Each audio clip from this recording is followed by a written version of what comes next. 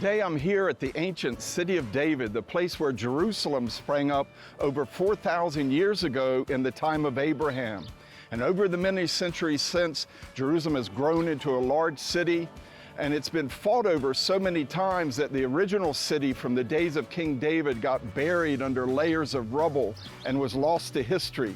But it was rediscovered in modern times and has been giving up many amazing secrets that are proving the Bible to be true. And on today's program, we're going to look at how the city of David was rediscovered and the incredible impact it has had ever since. To help us with this, we're going to turn to Zev Ornstein, Director of International Affairs for the City of David Foundation.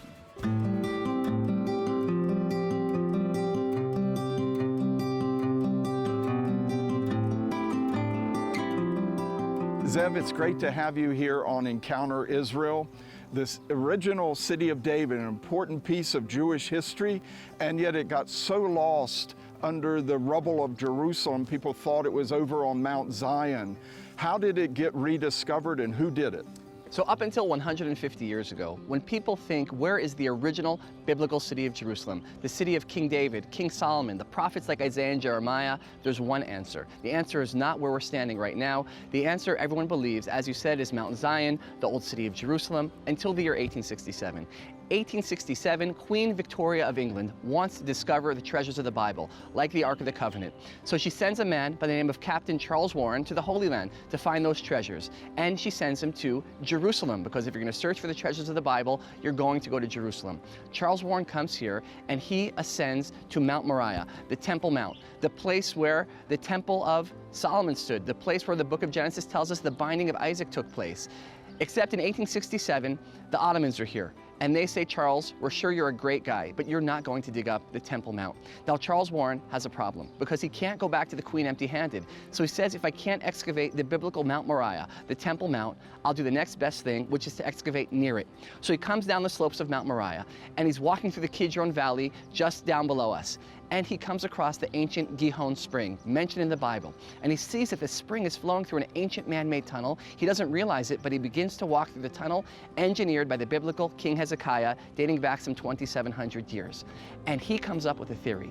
He says everyone believes that the original biblical city of Jerusalem is located up inside the walls of the old city. He says, I believe, based on where the water is and based on some clues from the Bible, that the original city of David is located outside the walls of the old city. Except when he announces this theory to the world, everyone thinks he's crazy. However, over the next 150 years, where we're standing right now, here in the city of David, it becomes clear that the original biblical city of Jerusalem, the place where Jerusalem began, is in fact the city of David, just outside the walls of the old city. It's been exciting to hear all this from you, Zev. Thanks for being on Encounter Israel. It's a privilege to be here.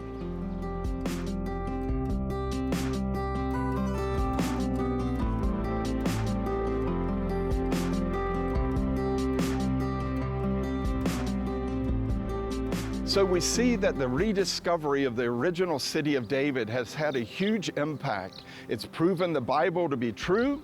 It's helped verify Israel's history as a great kingdom of the ancient world.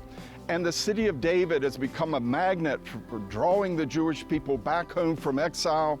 Christians are also being drawn here to reconnect with the Jewish roots of our faith. So make plans to come visit the city of David yourself, and also make sure to join us next time here on Encounter Israel.